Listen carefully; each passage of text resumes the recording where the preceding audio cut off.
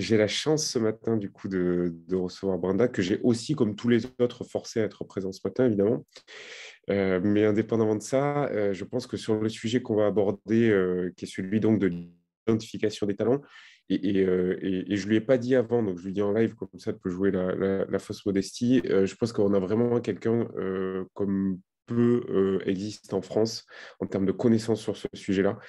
Enfin, quelqu'un qui a vraiment une super expérience sur le sujet, qui participe à ce sujet-là dans une boîte qui a en plus une super expérience sur le sujet talent management. Je veux dire, c'est pas des sujets d'identification des talents qui datent d'hier chez Carrefour.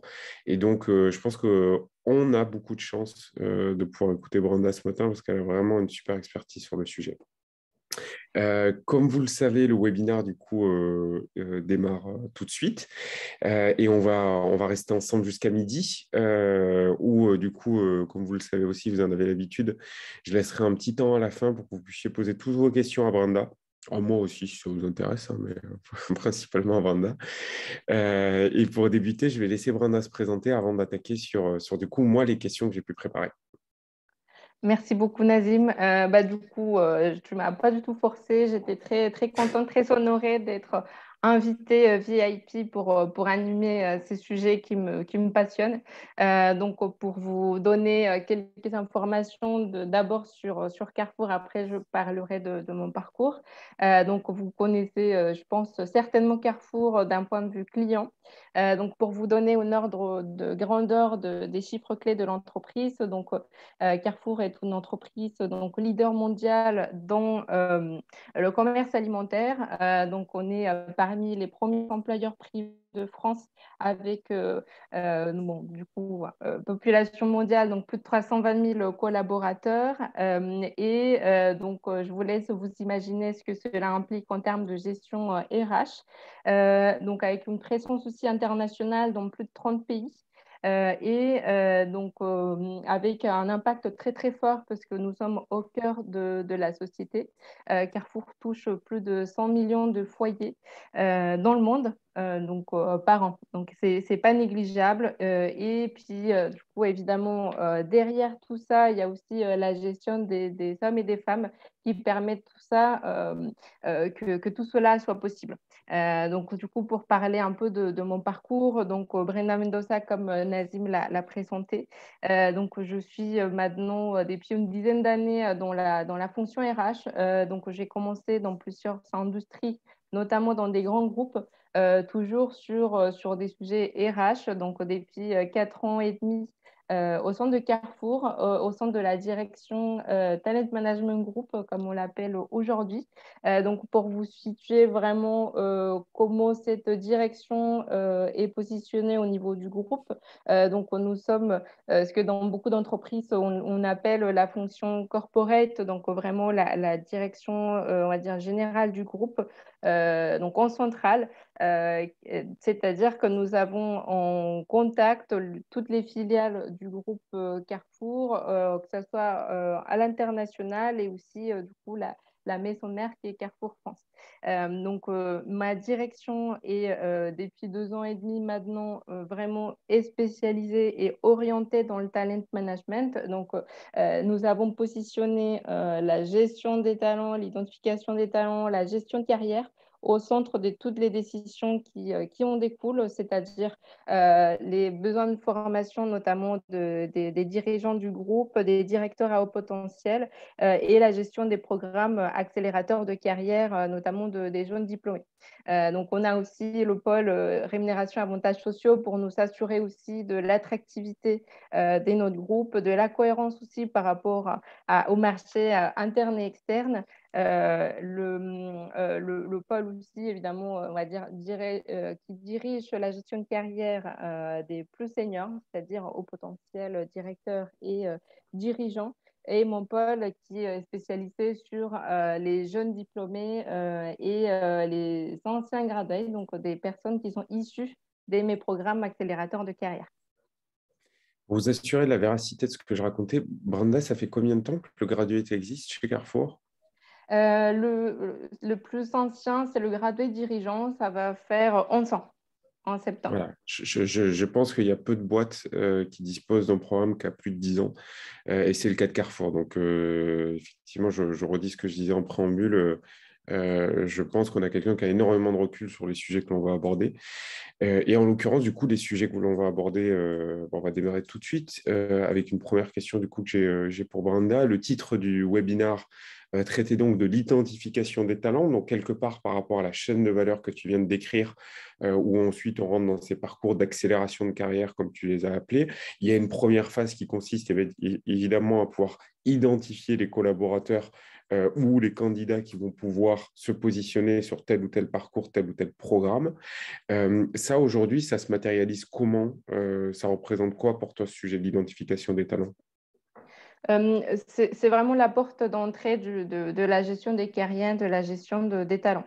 Donc, très concrètement, ça veut dire, et de manière très, très simple, ça veut dire identifier les collaborateurs avec le potentiel d'évolution le plus fort pour nous permettre donc, de les positionner aux bons endroits et favoriser le développement et l'expansion ou les bons résultats de l'entreprise. Donc aujourd'hui, il y a énormément d'entreprises qui sont portées sur, orientées dans la transformation profonde de son organisation, de structure, des outils, de tout ce qu'on veut. Et donc c'est vraiment pour moi la meilleure manière de orienter et d'accélérer l'entreprise dans cette direction, en identifiant les personnes qui vont être vraiment clés et moteurs dans cette orientation stratégique de l'entreprise. Donc, ça passe aussi par une animation et même une implication plus large que la RH. Donc, la RH, évidemment, va être en support en créant les outils, les méthodologies qui vont nous permettre d'identifier ces collaborateurs clés, ces collaborateurs à haut potentiel. On y reviendra sur la définition. Et par la suite, accompagner, sensibiliser aussi bien les dirigeants que les managers opérationnels pour que tout le monde soit inscrit dans cette dynamique d'identification des talents. Ce que tu dis, c'est ça. C'est intéressant, effectivement. Je partage avec le recul qu'on a avec nos clients Carrefour ou d'autres sur ce sujet-là. C'est que c'est pas quelque chose qui est uniquement à la main des RH ou en tout cas, sans doute que le pilotage, comme tu le disais, la mise à disposition de solutions, j'en sais rien, moi, les modalités, c'est-à-dire à quel moment, à quelle période, sur quel contenu, etc. Ça, c'est évidemment designé et piloté par les équipes RH ou par les équipes talent management. Pour autant, ce n'est pas un truc aujourd'hui chez Carrefour, par exemple, qui est uniquement sous le prisme des RH ou des équipes talent management. Tu vas solliciter les managers sur ce sujet-là. Oui, complètement, parce que la RH, par définition, est une fonction support. Donc, nous, on a besoin, on est au service aussi du business pour les accompagner et faire en sorte qu'on va dans la bonne direction. Donc, il y a, si on veut cartographier ça de manière un peu plus pratique, pour moi, il y a deux approches. Il y a une approche individuelle, donc c'est-à-dire femmes et hommes dans l'organisation. Et puis ensuite, on a l'approche plutôt organisationnelle. Donc, dans l'approche individuelle, on va vouloir repérer les personnes qui vont faire preuve de plus de leadership, de plus de capacité d'adaptation, d'apprentissage, d'embarquer les autres, aussi de résilience, d'innovation. On parle aussi beaucoup de capacité d'innovation pour D'accord. transformer profondément les entreprises. Et de notre part aussi, on va avoir besoin de la partie plus chiffrée, que je dirais, c'est vraiment l'atteinte des objectifs, ce qu'on assimile à la performance individuelle. Et ça, c'est uniquement et exclusivement le manager qui peut nous fournir ces éléments-là. Nous, on est en support pour cadrer ces informations, retirer, en tout cas nettoyer ce qui pourrait être subjectif, pour nous assurer qu'on a les bonnes informations pour calibrer suffisamment et objectivement les collaborateurs qu'on va analyser pour vraiment par la suite euh, identifier qui est mon collaborateur donc, à haut potentiel, donc qui va m'aider à accélérer ça ou qui va même rentrer dans une évolution peut-être pour occuper des niveaux de responsabilité supérieurs, qui est du coup mon collaborateur expert qui est très très bon dans ce qu'il fait ou dans ce qu'elle fait, mais qui va plus difficilement embarquer une équipe, faire preuve de leadership. On n'a pas besoin du même accompagnement quand on a plutôt une expertise technique que quand on a Absolument. cette capacité d'embarquer, de fédérer et de gérer une équipe. Absolument. Et tu vois, tu évoques, moi j'aime beaucoup parce que tu mets en avant énormément le sujet du potentiel. Là où souvent, quand on parle de talent, on imagine aussi beaucoup derrière ça l'autre sujet qui est la performance. On rentre dans des trucs presque un peu techniques et je m'excuse pour ceux qui ne comprendront pas, mais les sujets voilà, de Ninebox, alors, qui sont déconstruits, Sixbox, tout ce que vous voulez, mais grosso modo, ou sur un abscisse et un ordonné pour les matheux, du coup, que je récupère au passage, tu as le potentiel et la performance qui est indiqué. Et évidemment, là-dedans, le but du jeu n'est pas, je ne sais pas moi, de nommer le meilleur commercial de la boîte directeur commercial parce que ce n'est pas forcément celui qui a le meilleur potentiel ou, comme tu l'évoquais, les qualités qu'il peut avoir pour fédérer ou pour leader une équipe. Pour autant, évidemment, à l'inverse, tu ne vas pas t'amuser sans doute à faire évoluer ou à faire rentrer dans ces parcours de carrière augmentée des collaborateurs qui ne performent pas. Complètement. Donc, tu cherches cet équilibre-là, j'imagine. Oui, effectivement. Donc, il faut vraiment qu'on soit capable de dénommer donc, dans des positions de direction, dans des positions de poste à très fort impact, les personnes qui vont être capables de motiver, de fédérer les équipes. Mais aussi, du coup, une équipe qui est motivée va être forcément productive, va délivrer. Mais il faut aussi que la personne ait suffisamment cette capacité à être clair, à donner une vision pour que derrière les équipes puissent articuler au sein de cette vision comment ça s'est traduit d'un point de vue chiffre. Si c'est un nombre de ventes, si ça va être de délivrer, je ne sais pas, des logiciels ou des programmations, ou si ça va être de positionner, je ne sais pas, notre équipe marketing d'une certaine manière, ou ouvrir un nouveau marché pour l'entreprise. Donc, il faut vraiment que ça passe ensuite, qu'on soit capable de traduire cette vision de l'entreprise qui en général est assez abstraite sur des choses Oui. qui sont vraiment traduites dans le quotidien de chaque collaborateur et qu'on soit capable de fixer, ou en tout cas que le manager soit capable de fixer des objectifs, comme on les appelle souvent SMART, donc spécifiques, mensurables, quantifiables, etc. Parce que c'est ça aussi qui va nous permettre de trouver le bon équilibre entre quelqu'un qui va être performant d'un point de vue résultat, mais en même temps avec les soft skills de savoir-être nécessaires pour lui permettre aussi de prendre de plus en plus de responsabilités. Et ça veut dire que de manière très pratique, Brenda, tu as des méthodes pour pouvoir pratiquer cette identification des talents. Tu as des bonnes pratiques là à partager. Demain, j'ai envie de mettre en place ce truc-là chez Clara. Alors moi, j'ai la chance d'avoir que des talents. Je suis obligé de le dire parce qu'il y en Bien a qui sûr. m'écoutent, donc sinon, je vais avoir des problèmes après. Mais c'est quoi les méthodes que tu mets en place? C'est quoi les pratiques? Je n'ai identifié quatre. Donc, il y a les outils maison. Donc, vraiment, c'est plutôt une méthodologie. Donc, c'est les Ok, people review. Donc, qui consiste à vraiment s'appuyer sur les entretiens annuels dont on a l'obligation d'effectuer minimum une fois par an. Donc, oui, d'exploiter ces entretiens annuels pour identifier du coup les personnes qui auraient atteint, voire dépassé, donc le plus souvent dépasser ses objectifs annuels. Donc ça, c'est vraiment une méthodologie qu'on construit si possible, ou bon, si on en a donc du coup des sponsors business qui vont être vraiment à nos côtés pour ça, qui vont du coup nous permettre de extraire les données qui nous intéressent, c'est-à-dire atteindre des objectifs et savoir-être par exemple, qui vont par la suite nous permettre de construire donc ce que tu as mentionné tout à l'heure, donc la nine box, la matrice du potentiel, que j'expliquerai si tu veux un peu plus tard. Mais donc avec ça, c'est plaisir. la méthode la plus récurrente, j'ai envie de dire, au sein d'une entreprise. Donc ça coûte pas cher parce que c'est nous qui la faisons, mais ça demande du temps parce qu'il faut Mhm. l'expliquer et accompagner les équipes. Il y a aussi des cabinets de conseil qui font de tests de potentiel, mais ça coûte assez cher. Je pense que c'est plutôt sur des niveaux très, très haut placés qu'on passe par des cabinets pour repérer le potentiel, surtout des niveaux dirigeants. Il y a aussi des autres tests de potentiel qui sont moins coûteux. Donc, j'utilise beaucoup Access First aussi, Ouais, qui permet aussi sur la base de tes compétences, en tout cas de ta personnalité, de tes motivations et on va dire tes raisonnements, de prédire donc le taux de succès, entre guillemets, que cette personne pourrait avoir dans les années à venir.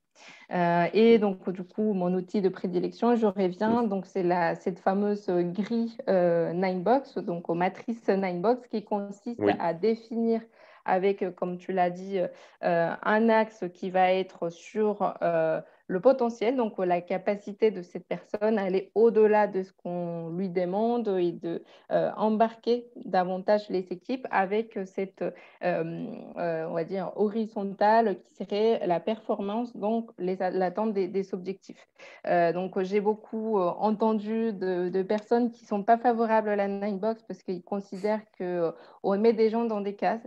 ouais, Mais ce n'est pas l'exercice, c'est vraiment pas l'exercice. On n'est pas là pour classer des personnes. Donc, on ne parle pas des mails, on parle vraiment des collaborateurs avec ce qu'on a pu observer auparavant.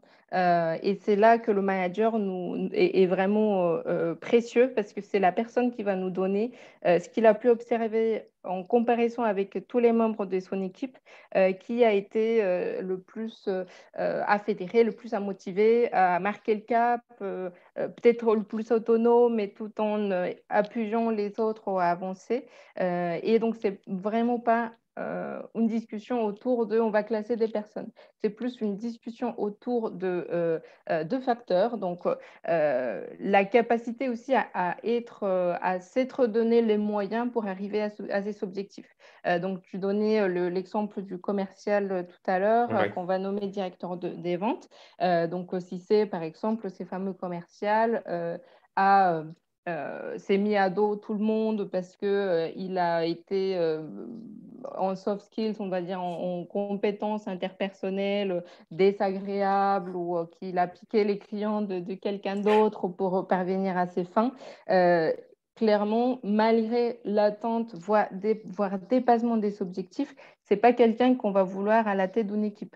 Donc, du coup, c'est pas vraiment aussi binaire qu'on pourrait le croire de prime abord, la Ninebox. C'est vraiment tout est autour de la discussion et du challenger aussi le manager. Séparer ce qui révèle d'une opinion, de ce qui révèle de vraiment données assez subjectives, nettoyer tout ça pour vraiment voir qui on positionne, donc du coup un très haut potentiel, très haute performance. Et donc, cette personne va être, on va dire, notre priorité dans la gestion de carrière, surtout quand on parle du talent management. Et d'autres collaborateurs qui auraient peut-être un peu moins d'avenir, on va dire, vertical, mais qui Oui. seraient d'excellents collaborateurs, peut-être plutôt favoriser d'autres types de formations, plutôt métiers. euh, Sans le laisser de côté non plus, parce qu'on a besoin de mais bon, c'est vrai que le talent management va se concentrer sur le haut de la Ninebox.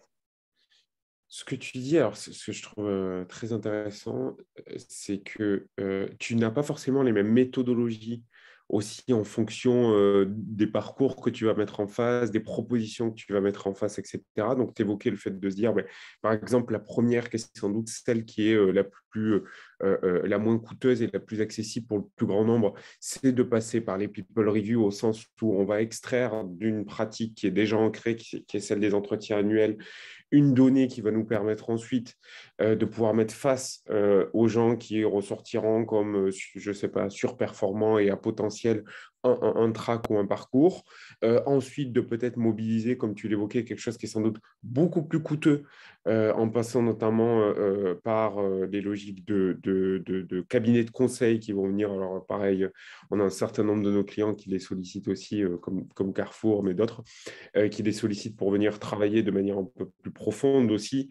Sans doute le potentiel des plutôt top dirigeants, donc comme tu le disais, sans doute ceux qui sont tout en haut à droite de notre matrice de Ninebox. Et puis, d'autres pratiques comme celle de la Salesforce ou autre. Donc, je pense que tu quantifies aussi de ce que tu dis, tu quantifies aussi la méthode sur laquelle tu vas choisir d'aller en fonction de ce que tu veux mettre en face. Tu vois. Si tu cherches à avoir dans une boîte de 320 000 collaborateurs les 20 futurs membres du COMEX, tu ne fais pas peut-être l'ensemble des 320 000 entretiens annuels et des 300. Voilà.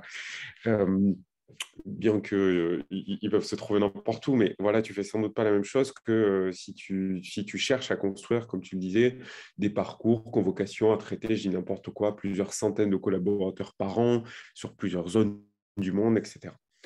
Donc ça, je pense que c'est une donnée importante pour tous les gens qui nous écoutent, pour essayer aussi de s'approprier ces sujets-là en fonction de la taille, parce que je pense qu'il n'y a pas forcément que des boîtes de plus de 300 000 personnes autour de la table. Et en l'occurrence, ma deuxième question, maintenant, elle ira plutôt sur le sujet qui est un peu un sujet aussi contextuel, qui est celui du télétravail là-dedans, donc en fonction des différentes méthodes que tu as évoquées.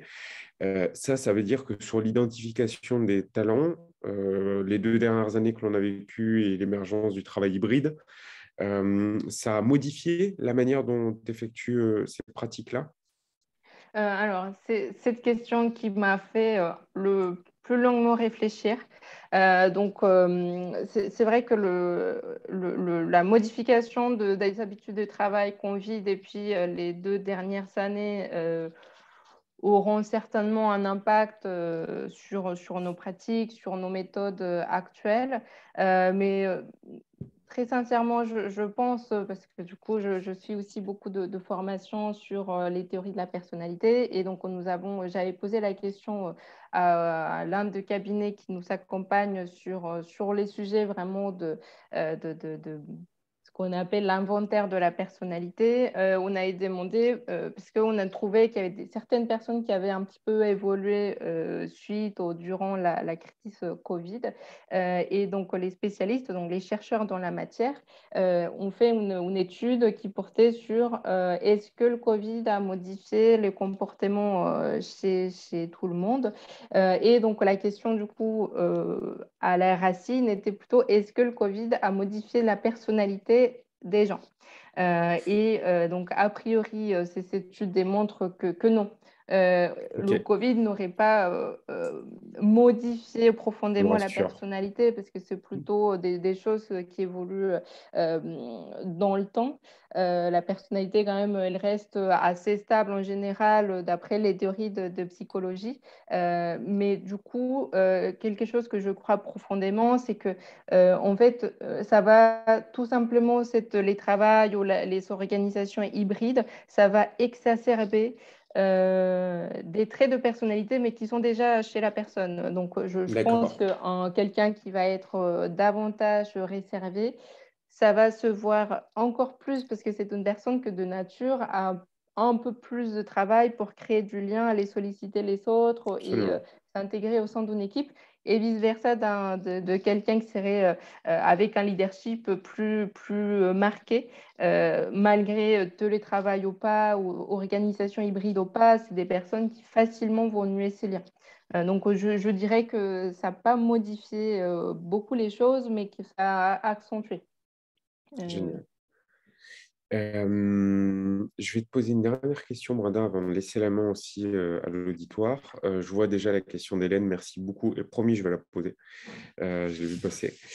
En l'occurrence, Brenda, au final, quand tu te dis que, OK, tu as ce sujet d'identification des talents et grâce à ça, tu mets en face ces parcours de carrière augmentés, tu nous as donné quelques pistes à creuser, évidemment, de méthodes pour pouvoir se faire et aussi de suivre, évidemment, ces talents dans le parcours de carrière. Pim Clara, pour ceux qui n'ont pas compris. On travaille avec Vanda sur ces sujets-là. Et au final, est-ce que vous remettez aussi en question ce sujet-là? C'est-à-dire, vous prenez de la distance avec tout ça en vous disant, bon, On fait de l'identification des talents, on consacre des moyens, des équipes. Tu ne l'as pas dit, mais c'est combien de personnes la direction à laquelle tu appartiens, Anna? Alors, si on considère tout le monde, ça doit faire 800 personnes. Ok. Et en l'occurrence, tu te dis que tous ces moyens-là que tu vas y consacrer, outils comme humains et méthodologies que tu vas mettre en œuvre, elles doivent avoir quoi comme objectif, comme objectif, pardon. Qu'est-ce que ça doit avoir? C'est quoi ta recherche avec cette identification des talents? Alors, il y a la première qui me vient en tête, c'est la construction des plans de succession. Donc, de vraiment identifier les personnes à potentiel du plus jeune âge et faire en Ouais, sorte que leur carrière est dynamique. C'est-à-dire de nous assurer qu'un collaborateur a au potentiel, ou en tout cas identifié tel quel, euh, a une euh, évolution, un changement de poste entre bon, tous les, on va dire, 2 3 ans. Donc, qu'on ok. s'assure aussi qu'il y a une cohérence, donc une progression dans les fonctions que la personne pourrait prendre, c'est-à-dire des scopes à plus fort enjeu, à des équipes un peu plus conséquents, un budget peut-être supérieur à ce qu'il avait l'occasion ou l'opportunité de gérer. Bah, évidemment, ça a aussi un fort impact sur la performance globale de l'entreprise. Donc, si tu mets tous les talents ensemble pour travailler sur, je ne sais pas, la projection stratégique de l'entreprise horizon à 5 ans, donc qui mieux que les personnes qui connaissent vraiment presque 360 de l'entreprise avec tout le reste d'autres personnes qui seraient assez insightful ou assez perspicace, innovant, avec cette envie de progresser, de faire avancer les choses pour te proposer des choses qui seraient, je pense, très pertinentes et même très motivantes pour eux. Parce que si on te Mhm. dit collaborateur X, tu es sélectionné pour travailler dans un atelier qui va permettre de tracer l'orientation stratégique de l'entreprise, je pense que c'est hyper valorisant. Ok, donc pour toi, ça doit faire partie à la fois de la proposition de valeur que tu fais à un collaborateur, tous les sujets, rétention, machin, je ne vais pas répéter tout ce qui est dit partout, mais sur ces sujets-là en particulier. Et aussi sans doute d'essayer de travailler, évidemment, alors on reste dans le monde de l'entreprise, hein. Une entreprise, par définition, je me rappelle de mes cours de finance, c'est censé générer du chiffre d'affaires et avoir une performance au sens financier du terme. Et donc j'imagine aussi que le but du jeu, in fine, c'est de pouvoir développer, assurer cette performance, cette pérennité au travers de ces sujets comme tu disais, de plan de succession ou de comité carrière, on les appelle. Oui, non, il y a un vrai impact de mettre au cœur de l'organisation des méthodologies ou insuffler des politiques talent management augmente significativement la performance économique des entreprises. Donc, ce n'est pas uniquement des sujets un peu motivation, innovation, un peu des grands mots un peu galvaudés qu'on entend à droite, à gauche, mais c'est vraiment aussi, en fait, c'est ça aussi la clé, ou en tout cas le challenge des RH et des talent managers, c'est d'arriver avec le top management de l'entreprise à dire, c'est pas pour faire plaisir aux gens, c'est vraiment parce qu'il y a derrière aussi des enjeux économiques et des performances à aller chercher. Absolument. Donc, c'est comme n'importe quel investissement. Donc, il faut aussi qu'on dessine de parcours de formation, de développement pour, du coup, donner encore plus les moyens à ces personnes qui sont déjà, on va dire, douées d'office pour que ça se traduise aussi économiquement dans la boîte. Absolument d'accord avec toi. Et pour finir là-dessus, avant de prendre les questions de l'auditoire, je pense que tu vois, par exemple, dans ce qui nous écoute, ou moi au quotidien, les clients avec qui je peux échanger, il y a peu de gens qui sont fondamentalement réfractaires à tout ce qu'on raconte là, je pense. C'est autre chose de pouvoir s'assurer de l'adhésion de l'organisation sur ce sujet, donc comme tu l'as nommé au début, hein, de toutes les strates managériales, etc. Et c'est autre chose aussi de pouvoir y consacrer les moyens que ça nécessite. Et donc, si tu n'as pas ce dernier point que tu viens de nommer, pour ces deux points-là, en fait, c'est pareil, hein. Je veux dire, quand tu vas solliciter un manager pour lui faire un truc qu'il n'a pas envie de faire, comme creuser la people review ou quoi, s'il n'a pas le sentiment que ça va avoir un impact sur ses problématiques, sur son business, sa boutique, enfin, moi à sa place, je ne le fais pas. Tu vois, je pense que ce dernier point que tu nommes, c'est-à-dire de donner un corollaire qui soit vraiment axé sur les objectifs de la boîte, donc je ne sais pas, développer le chiffre d'affaires, ouvrir de nouveaux pays, n'importe quoi, tu n'arriveras pas à avoir l'adhésion et de l'organisation, donc des gens dans l'organisation, et potentiellement des décideurs qui peuvent t'allouer du budget, décider de la continuité de ton parcours, de ton programme, etc. Ouais, ouais, oui, c'est ça. Même dans les exit, les entretiens de sortie, il y a certains collaborateurs, même managers, qui me disent j'ai passé je ne sais combien de temps à remplir de questionnaires, des formulaires, de people review, etc., Et il etc. n'y a pas Il n'y eu a rien qui se d'impact. passait. Et il n'y a rien de Exactement. plus frustrant pour un manager, et je pense que même pour les RH, parce on est des bonnes volontés sur les sujets, mais c'est juste que parfois, on n'arrive pas à mettre derrière des actions de développement. Et ça, je pense que c'est un point d'attention assez important. Exactement. C'est parti pour la première question. J'avais promis de commencer par Hélène, donc je vais commencer par Hélène. Qui note le collaborateur pour la Ninebox? Est-ce que c'est une évaluation conjointe entre la perception du collaborateur sur sa performance, son potentiel et celle du manager, ou est-ce que c'est uniquement côté manager? Dans ta pratique à toi, hein, il Oui. y en a plusieurs qui existent, mais dans ta pratique, vraiment. Oui. De mon côté, c'est plutôt les managers et l'écosystème donc, du coup, qui travaille avec cette personne. Donc, on va se réunir autour d'une table. Le manager va donner son avis qui lui appartient et on va ensuite confronter cet avis avec d'autres personnes qui le connaissent, qui travaillent avec. Donc, du coup, ça, c'est un point aussi que je donnerai en bonne pratique, c'est qu'il faut pas seulement prendre en compte l'avis du manager, parce qu'il y a beaucoup de biais, des biais d'exigence. Donc, je suis un manager hyper exigeant, du coup, je vais mettre la barre très, très haute. Peut-être que mon Hmm, collègue d'à côté va pas faire la même chose. Du coup, ça ne veut pas dire que ses collaborateurs sont meilleurs que les miens. C'est juste que j'ai un niveau d'exigence qui est supérieur. Également, sur le côté affectif, c'est mes collaborateurs, je les aime beaucoup, ils sont là, ils sont motivés. C'est ma famille, il y en a certains qui disent ça. Du coup, la RH ou quelqu'un de neutre va être là pour dire oui, attends, mais ça, du coup, c'était pas fait dans le temps. Vous avez mis du temps sur ça, ou cette personne m'a pas répondu durant, je sais pas, 6 mois alors que c'était urgent. Et du coup, il faut mettre tout ça en perspective. Donc, je dirais nous, ce qu'on fait du coup dans la pratique, c'est qu'on va confronter les avis. C'est pas que le manager qui va avoir du coup le monopole du feedback.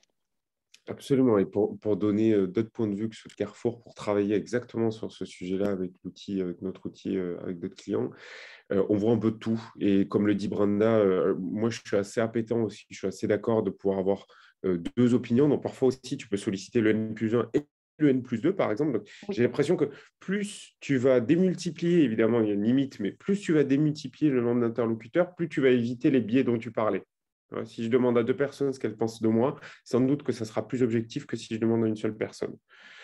Voilà, je pense que c'est une bonne pratique à Mais retenir. c'est vrai qu'on ne demande jamais aux collaborateurs. En fait, la Ninebox, on ne la communique pas. On ne te dit Ouais, pas, ouais, Nazim, tu es A2, tu es A3. On ne te donne pas, on va dire, ton positionnement. comme si tu le penses. Mais... non, Même si je le je pense. rigole. Et du coup, c'est pas quelque chose, on ne demande pas de te auto-positionner individuellement. Heureusement aussi. Mélanie, une seconde question de Mélanie. Merci beaucoup, Mélanie. Combien de personnes sont identifiées comme top talents avec une carrière à accompagner dans l'année aujourd'hui sans doute une logique de proportion, tu vois, par rapport à la proportion que vous représentez chez Carrefour.